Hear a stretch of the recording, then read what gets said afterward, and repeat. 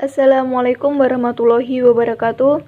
Kami dari kelompok 5 akan mempresentasikan makalah kami yang berjudul Prinsip Pengembangan Kurikulum PAI yang beranggotakan Lailatul Yogi Ayu Noviana dan Linda Purnamasari. Pengertian prinsip. Secara gramatikal, prinsip berarti asas, dasar, keyakinan, dan pendirian. Dari pengertian ini, berarti bahwa kata prinsip merujuk pada suatu hal yang penting, mendasar, harus diperhatikan, mengarahkan, dan mengatur. Prinsip sering diartikan sebagai way of life atau pandangan hidup, atau sesuatu yang harus dipatuhi. Di sini prinsip berarti rule of the games atau aturan main, yakni semacam acuan dan rambu-rambu yang harus diperhatikan dan dipatuhi dalam pengembangan sebuah kurikulum. Prinsip-prinsip dasar tersebut mempunyai tujuan agar kurikulum yang didesain atau yang dihasilkan diharapkan memang betul-betul sesuai dengan kebutuhan semua pihak, yakni anak didik, orang tua, masyarakat umum, pemakaian lulusan, bangsa, dan negara. Macam-macam prinsip pengembangan kurikulum PAI, yaitu prinsip relevansi, prinsip efektivitas dan efisiensi, prinsip kesinambungan, prinsip keluasan, prinsip berorientasi pada tujuan, dan prinsip pendidikan seumur hidup. Berikut penjelasan dari prinsip-prinsip di atas. Yang pertama, prinsip relevansi. Pengalaman-pengalaman belajar yang disusun dalam kurikulum harus relevan dengan kebutuhan masyarakat, yaitu relevansi pendidikan dengan lingkungan kehidupan peserta didik, relevansi pendidikan dengan kehidupan sekarang dan kehidupan yang akan datang, relevansi pendidikan dengan tuntutan dunia kerja, relevansi pendidikan dengan perkembangan pengetahuan dan teknologi. Yang kedua, prinsip efektivitas. Prinsip efektivitas yang dimaksudkan adalah sejauh mana perencanaan kurikulum dapat dicapai sesuai dengan keinginan yang telah ditentukan. Selanjutnya, prinsip efisiensi.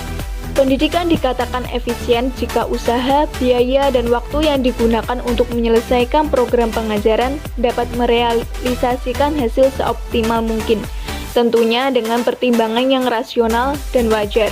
Dengan kata lain, prinsip ekonomi harus diterapkan dalam pelaksanaan kurikulum. Ketiga, prinsip kesinambungan. Prinsip kesinambungan dalam pengembangan kurikulum menunjukkan saling keterkaitan antara jenjang pendidikan, jenis program pendidikan, dan mata pelajaran.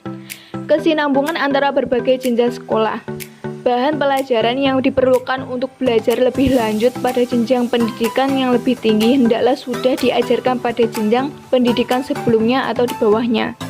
Bahan pelajaran yang telah diajarkan pada jenjang pendidikan yang lebih rendah tidak harus diajarkan lagi pada jenjang pendidikan yang lebih tinggi, sehingga terhindar dari tumpang tindih dalam peraturan bahan dalam proses belajar mengajar.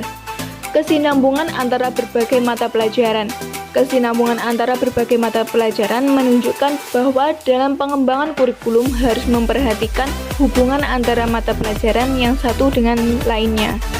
Keempat, prinsip keluasan. Prinsip keluasan menunjukkan bahwa kurikulum adalah tidak kaku. Tidak kaku dalam artian bahwa ada semacam ruang gerak yang memberikan sedikit kebebasan dalam bertindak. Fleksibilitas dalam memilih program pendidikan.